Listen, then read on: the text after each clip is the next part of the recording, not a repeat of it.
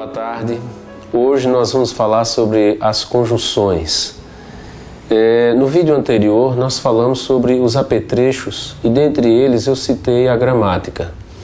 Nesses próximos 4 vídeos, começando de agora, nós falaremos sobre os elementos gramaticais que eu tenho como de vital importância para o estudo da Palavra de Deus. Antes que eu fale alguma coisa sobre conjunção, eu preciso distinguir para você a oração da frase. Pode ser que você saiba, pode ser que você não saiba o que seria a frase, o que seria a oração e a diferença que existe entre elas. Veja aí na tela. As aves, contanto que navie o vento além. Então eu pergunto, você entendeu alguma coisa? Não, né? Nem eu. Nós temos palavras conhecidas, mas que juntas não transmitem ideia nenhuma. Isso não é uma frase. A frase é exatamente o oposto. É quando eu tenho palavras que me trazem uma ideia que tem sentido, que eu consigo entender a mensagem nelas contida. Deixe-me citar um verso bíblico para que nós possamos analisar agora à luz da Palavra de Deus. Mateus 23, 29. Ai de vós, escribas e fariseus hipócritas, pois que edificais os sepulcros dos profetas e adornais os monumentos dos justos.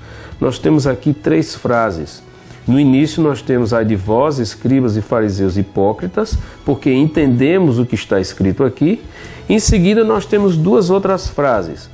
Pois que edificais os sepulcros dos profetas e adornais os monumentos dos justos.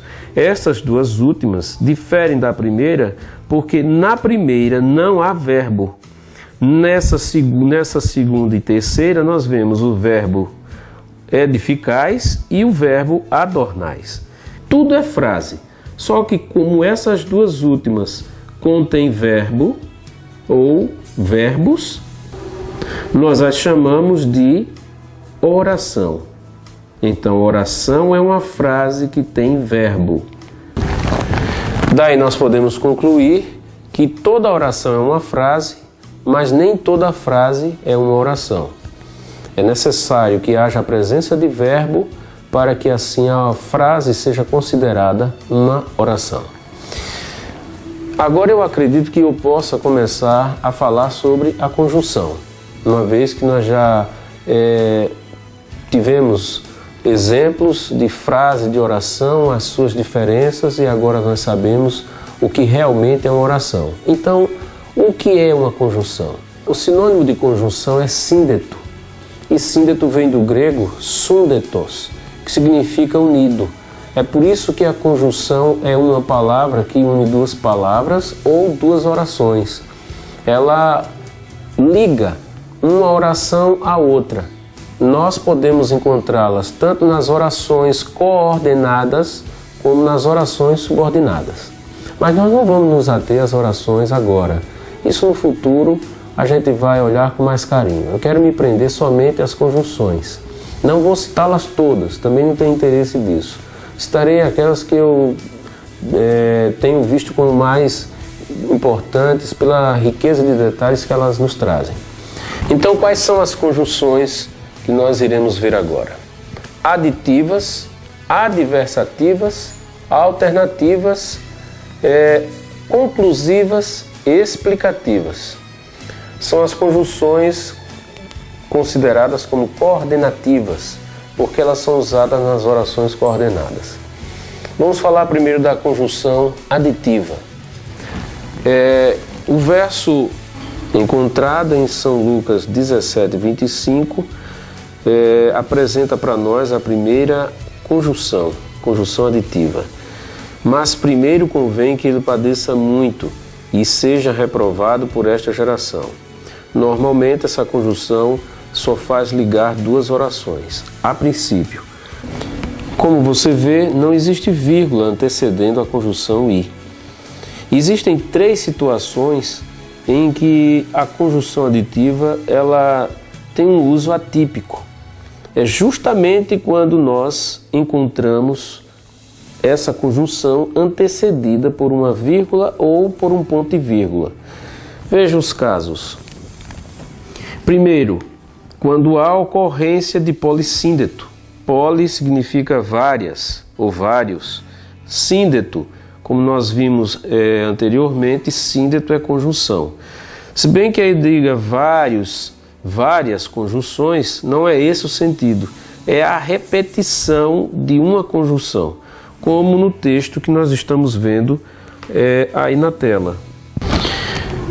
E o anjo tomou o incensário e o encheu do fogo do altar e o lançou sobre a terra. E houve depois vozes e trovões e relâmpagos e terremotos. Apocalipse 8, verso 5. Também nós temos um outro caso, quando a conjunção e equivale à conjunção mas. Em Hebreus 10, 38 nós encontramos essa incidência. Mas o justo viverá da fé, e se ele recuar, a minha alma não tem prazer nele. Veja, nós temos um ponto e vírgula antecedendo a conjunção e. Aí ele funciona como mas e não como e. Se você trocar e por mas, você vai ver que o sentido permanece o mesmo. Não foi usado o mas porque já há o mas no início do verso. Para não haver repetição, usou-se o i. E ele aí, nessa posição, nessa condição, ele tem o significado de mas. Mas o justo viverá da fé. Mas, se ele recuar, a minha alma não tem prazer nele. Como você viu, o sentido permaneceu mesmo. A terceira situação, quando os sujeitos das orações forem diferentes. Agora veja, embora os sujeitos sejam diferentes, essa conjunção i não perde seu caráter aditivo. Como nós vemos aqui em Lucas 11, 17, mas conhecendo ele os seus pensamentos, disse-lhes, todo reino dividido contra si mesmo será assolado, e a casa dividida contra si mesma cairá. Todo reino dividido contra si mesmo será assolado, é uma oração, a casa dividida contra si mesma cairá. Veja que o sujeito da primeira não é o sujeito da segunda. Eis a razão porque o conectivo i veio antecedido por ponto e vírgula. Vamos ver agora a outra conjunção aditiva, nem. Acompanhe. Olhai para os lírios do campo, como eles crescem.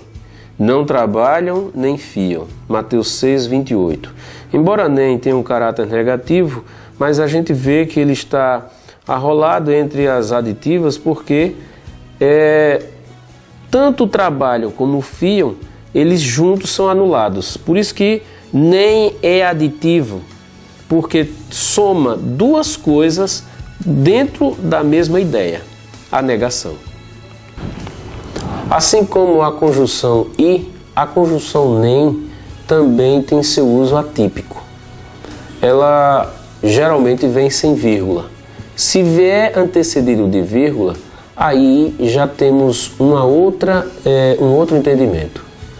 Perceba, nem será antecedido por vírgula quando a primeira oração for negativada diretamente por advérbio de negação, ou não ou nunca.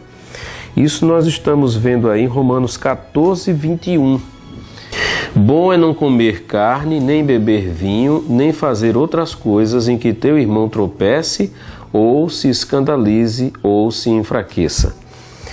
Se você observar, nem equivale a ou. Bom é não comer carne, ou beber vinho, ou fazer outras coisas em que teu irmão tropece, ou se escandalize, ou se enfraqueça. É interessante, não? Muito bem.